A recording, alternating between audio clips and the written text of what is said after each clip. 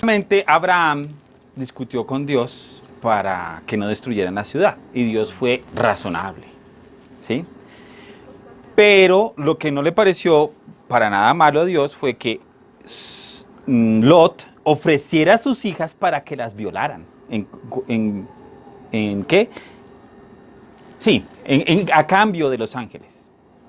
O sea, ¿quién en sus sanos cabales aceptaría que un Dios amoroso, compasivo, omnipotente, súper sabio, que creó el universo, le parece bien que a cambio de unos ángeles pongan a unas mujeres en peligro? ¿Acaso los ángeles son más valiosos? Eso no tiene sentido. Y de hecho los ángeles podían protegerse a sí mismos. Entonces, por eso es interesante la parte que ustedes se reían. Es que el tipo que escribió esta historia no tenía ni idea de lo que estaba escribiendo. Eso demuestra que es un mito, que es una estupidez que alguien se inventó hace 4000 años, ¿sí?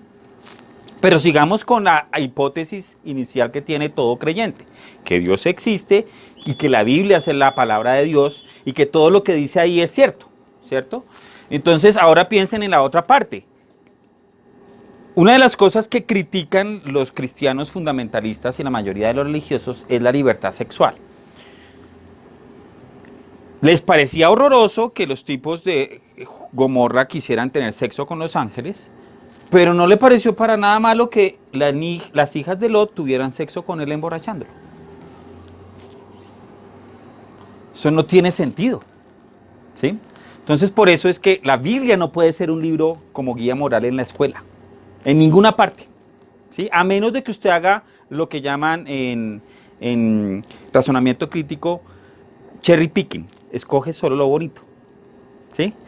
Si usted nota, en ninguna parte de los sermones de las iglesias le hablan a uno de la parte de Lot teniendo sexo con sus hijas. Le dejan a uno hasta donde matan a la esposa por desobediente. Pero lo de las hijas de Lot. Y saltan rapidito la parte donde Lot ofrece a sus hijas para que las violen, ¿sí? Entonces, ese es el punto.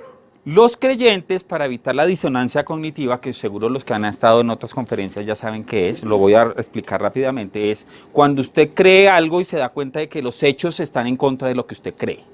Entonces usted busca cómo arreglar el asunto porque eso le causa dolor emocional. Y el dolor emocional, así como el dolor físico, uno quiere evitarlo. Entonces cuando yo creo algo y ese algo no corresponde con la realidad, pues entonces yo busco mecanismos para... No, pero es que eso era una metáfora. No, pero eso eran tiempos antiguos. No, usted lo está sacando de contexto. No, pero es que el Dios verdadero es el Dios que nos enseñó Jesús. Ahora miremos este otro episodio de genocidio que la mayoría conocemos. Es el de la masacre de los niños de Egipto. Está en el capítulo 11 y 12 de de Éxodo. Esta es otra pintura muy famosa que es el ángel de la muerte. Una de las cosas que a mí me parecía interesante cuando yo leía ese capítulo, cuando era creyente, es que el capítulo se centra mucho en el hecho de que Dios protegió a los judíos porque les dijo que tenían que matar un cabrito y con la sangre en las portadas de las puertas, el ángel se iba a dar cuenta que ellos eran obedientes, que eran judíos y que no tenía que matarlos. O sea, el ángel no podía darse cuenta de otra manera. Entonces tenían que matar cabritos por eso. Y que se tenían que preparar todos con sus bolsas listas y comer de pie rápido porque tenían que salir. Pero no piensan en este punto, masacre de niños. O sea, los cristianos dicen que defienden la vida, que son pro vida. Pero entonces todos esos bebés, niños, adolescentes, incluso adultos, o fetos que el ángel de la muerte mató, ¿qué? ¿Esos no contaban? ¿Solo por ser hijos de egipcios, perdón? O incluso porque algún judío dijo, qué pereza yo matar al cabrito, yo no voy a hacer eso, entonces yo no voy a poner la sangre, entonces ¿le matan al hijo? ¿Eso es razonable de un Dios todopoderoso, amoroso, compasivo? Pues a mí no me parece para nada razonable. ¿Sí? No había otra manera de resolver el asunto. Y lo peor de todo es que en el mismo capítulo le dice que Dios endureció el corazón de Faraón para que pudiera Dios hacer eso a través del ángel. O sea que fue Dios mismo el que provocó todo. Y sin embargo le dicen a uno que esto es un relato que enseña una cosa moral. Pues claro, usted está haciendo cherry picking y está buscando la forma de que la cosa no suene tan horrenda como realmente fue. Y ahí entra en conflicto con el libre albedrío que llaman ellos. Que Por supuesto. que Dios no actúa sobre el libre albedrío de las personas, por eso no puede evitar que la gente mate a otras personas. Pero en este caso sí influyó en el libre albedrío Del faraón, exactamente. Entonces no tiene sentido, o sea, otra contradicción más. O sea, yo decidí en esta conferencia sobre todo centrarme en lo inmoral. Pero lo inmoral está en contraposición y es una contradicción lógica de por sí de lo que supuestamente es Dios. Entonces por eso es la mayor contradicción. Sigamos, por favor. Otros genocidios que muestran la Biblia están los de los enemigos de Israel, o mejor dicho, no los enemigos de Israel, porque ni siquiera eran enemigos, eran gente que vivía allá en la tierra prometida en Canaán, ¿sí? Lo que es ahora Israel y Palestina, y que de malas, como estaban ahí, pues Dios les prometió a ellos ese sitio, y entonces tenían que irse. Entonces la masacre de los filisteos está relatada en Jueces, la masacre de los amorreos está relatada en los Números, y yo escogí este porque me pareció el más terrible de todos, porque eso mismo que le hicieron a los amalequitas, le hicieron a los filisteos y a los amorreos. ¿Qué fue la orden que dio Dios? Aquí lo dice. Esta es la versión palabra de Dios para todos. Dice Dios, ve ahora y enfrenta a los amalequitas, destrúyelos por completo, a ellos y a todas sus posesiones. No dejes nada vivo, mata a los hombres, las mujeres, los niños y recién nacidos, toros y ovejas y todos sus camellos y asnos. ¿Qué provida puede ser Dios? O por lo menos el Dios de la Biblia. Si Él mismo mandó a los israelitas a matar a niños y recién nacidos. Y piense, aquí están hablando de animales de granja, pero ellos también tenían mascotas, o sea que tenían que también matar al gatico que estaba ahí. O al perrito que acompañaba a una familia de amalequitas, o un conejo, o qué sé yo. Es que eso es lo que uno no, cuando uno es creyente, no se pone a vislumbrar, ni siquiera se pone a pensar, oiga, pero ¿por qué Dios tenía que matar a un perro? ¿Qué culpa tenía el perrito? ¿Sí? ¿O qué culpa tenía un recién nacido de haber nacido precisamente amalequita? Eso no es justo, eso no es amoroso, eso no es sabio, eso no tiene nada que ver con un Dios como el que le pintan a uno. Y esta es la ilustración que hizo un pintor famoso en el siglo XVII. Ahí están los israelitas matando, destruyendo tal como Dios lo mandó. Siguiente. Otro ejemplo de genocidio que es más adelante en la Biblia, porque estamos arrancando en el año 4000 más o menos, lo de los amalequitas sucedió como 2000 años después, y esto ya es como 1000 años después. La relación con Dios e Israel era que los jodía y después los ay, yo los quiero. Entonces después, supuestamente, Dios prometió que se iba a vengar de los que les habían hecho daño. Entre ellos, la ciudad de Nínive. Y ese es otro de los ejemplos de una historia traída a los cabellos que no tiene sentido. Pues, supuestamente Jonás se le metió a una ballena porque él no quería ir a predicar que iban a destruir a Nínive. Pues que ¿quién quiere ir a predicar eso? O sea, imagínese usted que le dijeran Nínive era una ciudad más o menos como de Manizales, para dar una idea. O para dar una idea de aquí de Bogotá, como la localidad de Suba, más o menos unos 100.000 habitantes. Bueno, Suba tiene más, pero Kennedy, pues, el barrio Kennedy con todos sus sets. ¿Sí? Imagínese que usted, Dios le dijera, oiga, mire, tiene que ir a decir que yo voy a destruir a todo Kennedy, incluido los niños, bebés, mujeres embarazadas, perros, mascotas, todo, porque ellos son malas personas. Pues ustedes seguro dicen, no, yo que voy a ir a predicar esa vaina, y más bien coge un barco, como hizo Jonás, o en este caso un avión, y se va para otro lado, ¿cierto? Pero resulta que esa destrucción, aunque en el caso de Jonás no sucedió, luego sí sucedió. Y Dios destruyó a Nínive supuestamente. En realidad la historia muestra otra cosa, pero asumamos que Dios existe, que la Biblia es una guía moral y es real, entonces mató a 100.000 personas por lo menos. ¿Y por qué Dios hace eso? Por lo que dice aquí, porque hubo otro profeta más adelante de Jonás que dijo lo que iba a pasarle a Nínive. Dios es celoso y vengador. O mejor, Dios celoso y vengador es Jehová. Vengador es Jehová y Señor de ira. Jehová que se venga de sus adversarios y que guarda, o mejor, que guarda enojo para sus enemigos. Ese es el Dios que no nos quieren vender.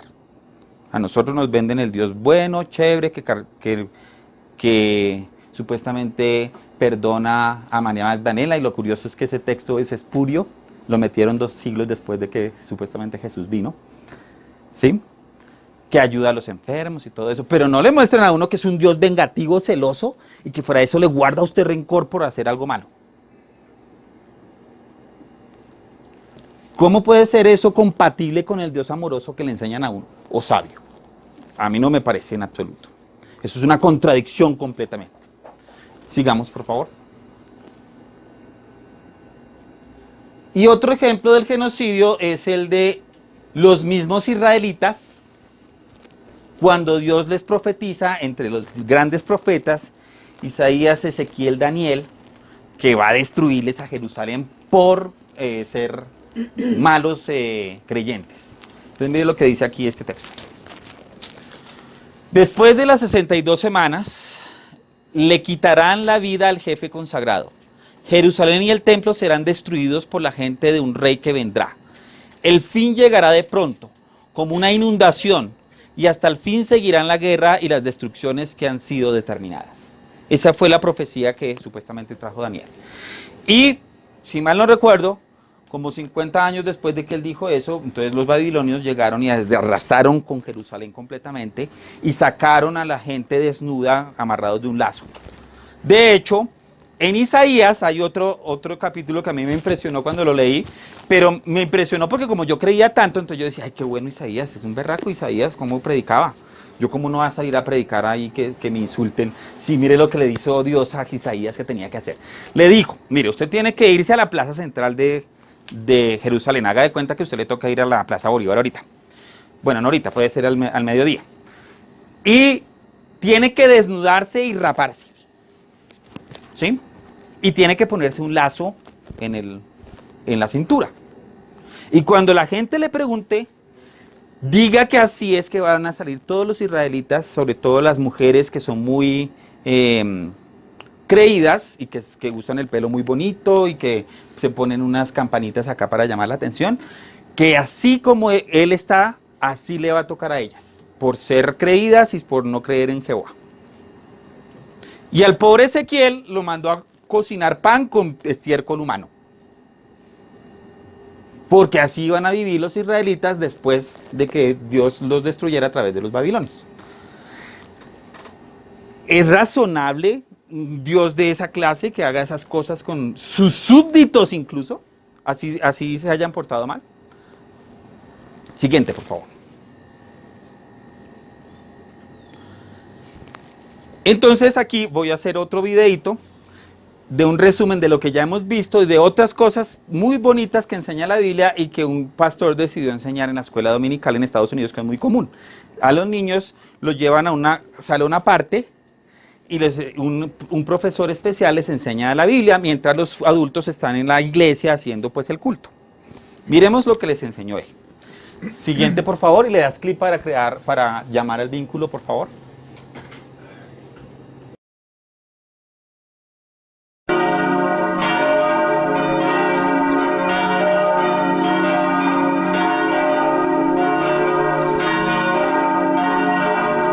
Mr. Dark Matter, have you been reading Harry Potter to the students?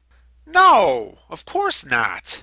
I only ask because parents have made a few complaints about their children coming home with stories about dragons, unicorns, giants, witches, and wizards. I am a brother to dragons, and a companion The young to lion owls. and the dragon shalt thou trample And he under shall feet. slay the dragon that The is in the beasts of the sea. field shall honor me, the dragons and the owls. There were giants in those days, And and there also we after saw the giants, the sons of Anak, which come of the that also giants. accounted a land of giants. Giants dwelt therein Save in me old from the time. lion's mouth, for thou hast heard me from the Skip horns like a of the calf, unicorns. Lebanon and Syrian like a young And unicorn. the unicorns shall come down with them, and the bullocks with the bulls, and their land shall be Thou soaked shalt with not blood. suffer a witch to Or live, that useth divination, or an observer of times, or an enchanter, or a witch, after wizards to go a whoring a after man them. or a woman that is a wizard shall surely be put to death, Or a wizard or a necromancer. From now on, just stick to the Bible reading, please. But I only read from the Bible.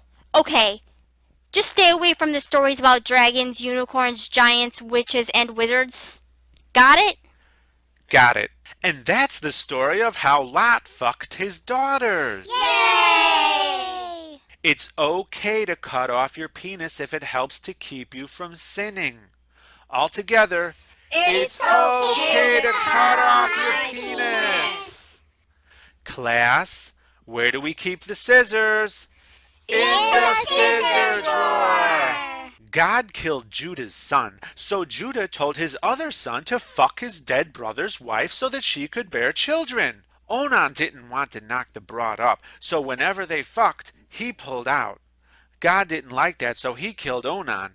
Then she disguised herself as a prostitute and tricked her father-in-law, Judah, into fucking her, finally knocking her up. And their incest baby became an ancestor of Jesus. After she was accused of prostitution, Judah was going to have her burned alive until they found out that he was the baby daddy. Teacher, what's pulling out mean? Good question. If you'd like to see some fine examples of pulling out, let's check a few sites I found on the internet. All together now. Don't fuck a chick if she's on the rag. A woman is unclean for 33 days after giving birth to a boy, and unclean for 66 days after giving birth to a girl. Everyone say it together. Girls have cooties. God got pissed at David, so God had David's concubines raped by his own son while everyone else watched. To punish his concubines for being raped by his son under the command of God, David puts the women under house arrest for the rest of their lives. So girls, remember, when God commands you to be raped, it's only fair that you're imprisoned forever as well, right? Yes, teacher. Class, how did she become queen? She won the sex contest. Very good, that's right. She won the sex contest. All the town's virgins were rounded up and forced to have sex with the king. The one who pleasured him the best got to be queen. David paid for his wife with how many foreskins? 200 foreskins. Very good. There she lusted after her lovers, whose genitals were like those of donkeys, and whose emission was like that of horses. All together now. Big cocks and lots of cum. If you get married and you don't like your wife, you can accuse her of not being a virgin. If her father can't prove she's a virgin by presenting bloody sheets, then she deserves to die. Jacob told Rachel's father to go fetch Rachel so that he could fuck her. Rachel's father fetched his other daughter Leah instead. Jacob accidentally fucked Leah, and then he yelled at her father for deceiving him. In return, the father gave him Rachel too, 2 broads for the price of 1. And he fucked her more than he fucked Leah. Jacob knocked Leah up 4 times though before she stopped having children. Rachel became jealous because she was barren, so she gave her servant to Jacob to fuck and have kids for her, which Jacob gladly did. Rachel was glad that God let her win the baby war against her sister. But then Leah got back at Rachel by giving Jacob her servant to fuck, which he gladly did, and he had a couple kids with her too. Later, Rachel and Leah have a fight over some mandrakes, so Rachel whored out Jacob for the night in exchange for Leah's mandrakes, which Jacob gladly did. God gave Leah 3 more brats, surely crowning her as the baby war champion.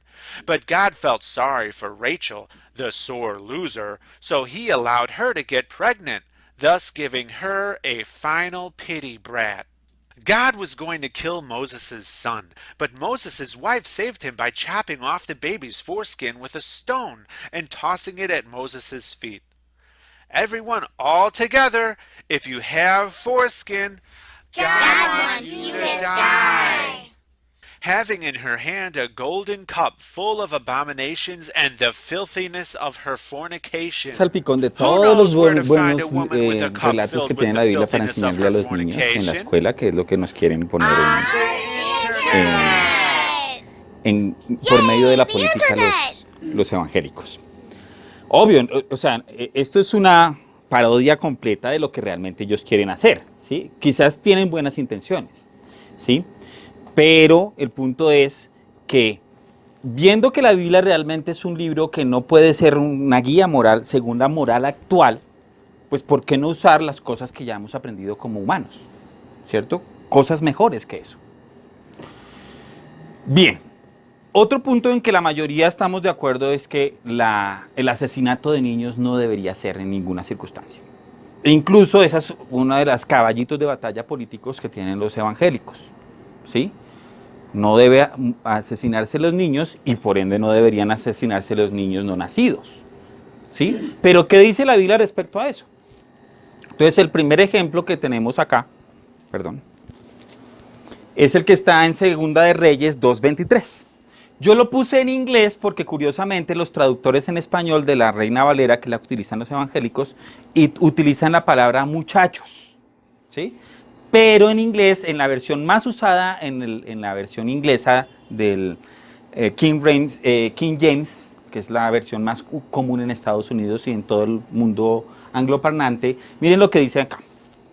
Little children, niños pequeños. O sea que del hebreo original, el relato lo que dice es que el asesinato fue de niños pequeños. ¿Y qué dice la historia? Aquí está más o menos plasmada por un pintor, también de siglos pasados. Aquí está el profeta Esaú. Él recién lo habían nombrado profeta Elías. Y pues él iba caminando orondo muy feliz, cuando unos niños se acercaron, little children, y le empezaron, sube calvo, sube.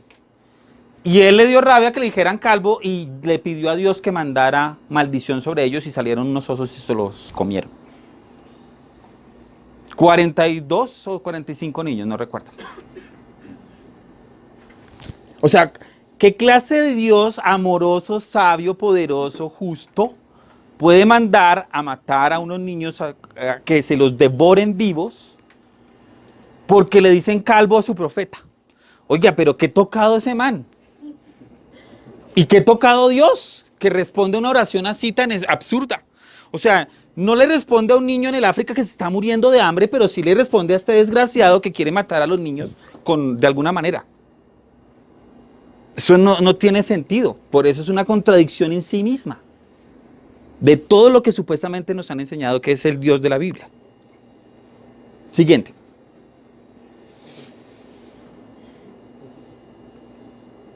Este es otro ejemplo. Levítico es el libro que supuestamente habla de todos los rituales y de todas las leyes que tienen los israelitas. Entonces lo interesante es que usted lee ese capítulo y en ese capítulo habla de las bendiciones que le va a dar Dios a los israelitas si cumplen con su mandato. Y las bendiciones son 1/3 de las maldiciones. ¿Sí? O sea que si habían 100 bendiciones, si habían 33 bendiciones, habían 77 maldiciones. Y esta es una de las maldiciones si no cumplían con lo que él pedía.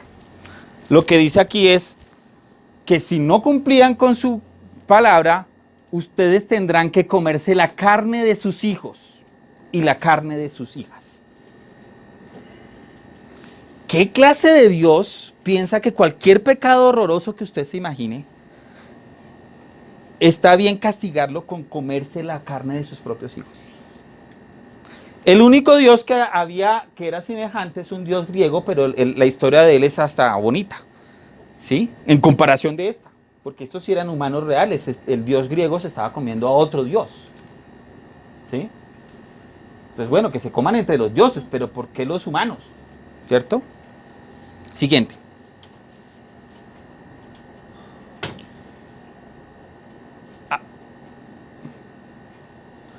Y este es un ejemplo de Dios provocando un aborto. La historia de David, la mayoría lo conocemos, que era pues el ejemplo perfecto de un buen muchacho que tenía fe en Dios, mató a Goliat. Eso no está bien, pero bueno, como era filisteo, pues... y pues Dios lo nombró rey. Pero estaban en guerra y él ya estaba aburrido de pelear, entonces él ya no iba a la guerra y pues se puso a mirar a una muchacha desde la torre del palacio y le gustó. Y la mandó a llamar y tuvo sexo con ella. Y como eso era pecado, porque el adulterio es pecado, entonces el adulterio, según la Biblia, se tiene que pagar con la muerte. Entonces el profeta vino y le dijo, bueno David, nosotros nos dimos cuenta de esta vaina, ¿cómo vamos a arreglar esto? ¿Sí? Entonces pues antes de eso, para evitar que se dieran cuenta, porque pues supuestamente él podía engañar a Dios, manda al esposo de la muchacha al frente de batalla y no lo matan. Después trata de traerlo y que se quede en la casa, pues para que disimule de que, pues que quedó en la casa, quedó embarazada de él. Pero el tipo es tan fiel a las leyes de Dios que él no se queda en la casa, sino que se va para el batallón. Entonces definitivamente logra que lo maten, pero el profeta sabe todo y Dios le dice y va y lo recrimina. Entonces mire lo que le dice Dios en sentencia de su adulterio. Y Natán, que era el profeta, se volvió a su casa y Jehová hirió al niño que la mujer de Urías había dado a David y enfermó gravemente. La mujer de Urías había quedado embarazada de David por su adulterio. Y que como la paga del pecado es la muerte, dice Romanos, ¿sí? Y Dios no, pues es que David es un buen muchacho. Entonces que no pierda él su vida. Matemos al muchachito. Piense eso. ¿Qué culpa tenía la criatura? Como dicen los evangélicos. Ay, pero qué culpa que lo hayan violado. No importa que tenga 11 años la niña. Ese niño es un producto del amor de Dios. ¿Sí? Pero este sí no era un niño producto del amor de Dios. Y entonces Dios sí podía asesinarlo, siendo un feto ingeniero. Podría haber ayudado a David como ingeniero de batalla. Entonces, esta ilustración muestra cuando David supuestamente le rogó a Dios por una semana de que no matara al niño. Y Dios no quiso. Siguiente, por favor.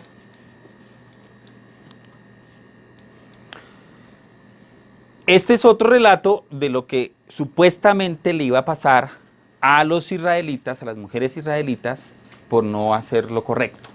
Este es bastante horrible, porque lo que dice es que las personas de Samaria que se rebelaron en contra de Dios, Él ha dicho que van a caer bajo la espada y sus infantes van a ser destrozados en pedazos y sus mujeres preñadas van a ser abiertas de par en par.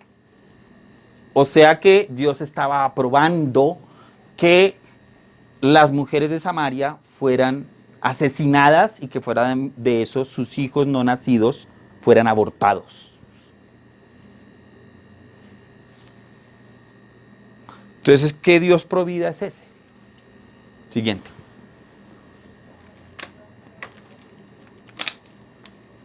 Otro punto, uno dice cuando lee salmos, ay, pero es que los salmos sí son bonitos, ¿sí? Y mire lo que dice este salmo. Salmo 137, 9 dice que los hijos de Israel que fueron desobedientes serían estrellados contra las rocas. Y otro, es una profecía que habla Isaías de cuando fueran destruidos los israelitas a través de los babilonios. Dice que los babilonios iban a matar a sus hijos y además iban a violar a sus esposas en frente de ellos. Siguiente, por favor. Otro punto que hablábamos al principio era que todos estamos de acuerdo en la mayoría de los países civilizados es que usted no debe pagar los pecados o los crímenes que comete su papá, su hermano, su hijo, lo que sea. Usted es responsable de sus actos. Pero lo que dice Éxodo 25:6 es que usted va a pagar hasta 1000 generaciones en adelante de lo que haya hecho usted, sus hijos lo van a pagar. Y yo me sorprendí cuando empecé a investigar sobre este versículo, o estos versículos en particular, porque resulta que los evangélicos ahorita tienen una doctrina que llaman la doctrina de las maldiciones generacionales. Y entonces usted tiene que aceptar a Jesús y hacer unos sacrificios especiales, y pues claro, sacrificios especiales es dejarle platicar al pastor, ¿sí? Y bueno, hacer un montón de cosas y rituales raros para librarse de esto. Eso es, o sea, yo cuando lo miré, yo pensé, qué fuerte, o sea, qué doloroso debe ser para un cristiano evangélico, porque yo como fui testigo de Jehová no escuché de eso, sentir que él va a ser responsable de la maldición de su hijo y de su nieto, y posiblemente de 1000 personas más allá atrás. Eso debe ser una carga de culpa terrible. Y por eso tiene lógica que después dejen la plática. Porque si usted siente que necesita salvar a sus hijos y a sus nietos, pues hace cualquier cosa. Pero el asunto es que esto va más allá. Porque es que la doctrina misma de la Biblia sobre el pecado heredado es la doctrina principal por la que supuestamente Jesús vino. Y eso es lo que dice Romanos 5:12, que explica Pablo para explicar el asunto de por qué murió el Mesías, porque claro, los judíos dijeron, pero ¿cómo es posible? Si nosotros esperábamos un rey, viene este man que era un carpintero y se muere, y ¿cómo lo vamos a aceptar como el Mesías? Entonces, como Pablo era un fariseo estudiado en la universidad, o había estudiado teología de esa época, pues. Entonces él hace una conexión muy interesante en Romanos 5:12 entre lo que pasó en Edén y lo que hace Jesús. ¿Recuerdan el cabrito ese de las 10 plagas? Supuestamente los judíos, por eso es que ellos lamentaban mucho y ahorita todavía lamentan que se hubiera destruido el templo, los cabritos cuando los mataban y los presentaban ante Dios era una forma de limpiar sus pecados, ¿sí? Entonces Pablo hace la siguiente relación. Cuando muere Jesús, Él es el mayor cabrito, ¿sí? Él es el siervo más importante. Cuando Él muere, su sangre nos limpia a todos de los pecados que heredamos. Pero piense en el asunto del pecado heredado. ¿Por qué yo tengo que sufrir por lo que hizo un desgraciado hace 6000 años cuando se comió una manzana? Eso no tiene sentido y eso no es amoroso, eso no es justo. Siguiente, por favor. Otro punto que es interesante respecto a lo que tenemos como moral actual y que afortunadamente la humanidad se dio cuenta, así hacía hace poco, hace 150 años o un poco más, es que la esclavitud es inmoral. ¿Sí? Entonces algo que me pareció interesante de esta imagen es esto que dice acá. El hecho de que termináramos con la esclavitud demuestra que nuestra moral proviene de nosotros, sino de Dios. De hecho, muchas religiones aprueban la esclavitud. Sin embargo, nosotros, la raza humana, colectivamente decidimos que la esclavitud no es moral y la suprimimos. No se necesitó ningún Dios, no se necesitó ninguna religión. Y lo que muestra la Biblia es que Dios aprueba la esclavitud. Y esto está, por ejemplo, en Éxodo 21 del 1 al 6, que hay unas normas de cómo comprar y mantener a los esclavos. Siguiente, por favor. Esta cita, aquí está, Becca Charma. Supongo que debe ser hindú por el nombre. En Levítico 25:44 muestra que incluso la esclavitud era parte del racismo aprobado por Dios. Porque en Levítico hablaba de que usted podía comprar cualquier esclavo que no fuera israelita. Y lo podía tener para toda la vida e incluso heredarlo. O sea, si yo me moría, mi hijo podía tener a esos esclavos como propiedad, como una mula o lo que fuera. Pero los israelitas no.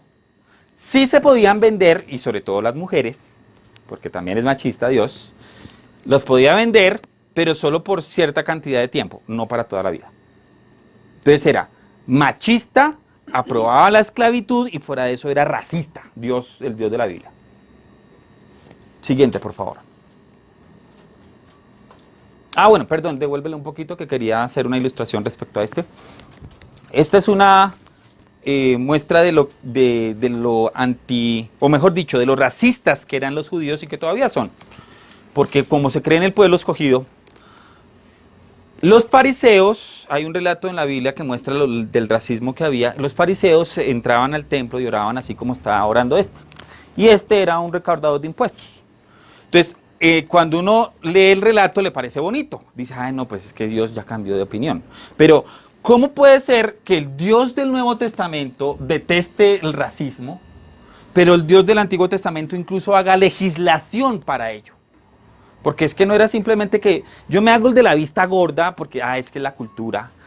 Pero es que lo que dice acá en Levítico es que es una legislación mandada por Dios. Es diferente cultura a legislación.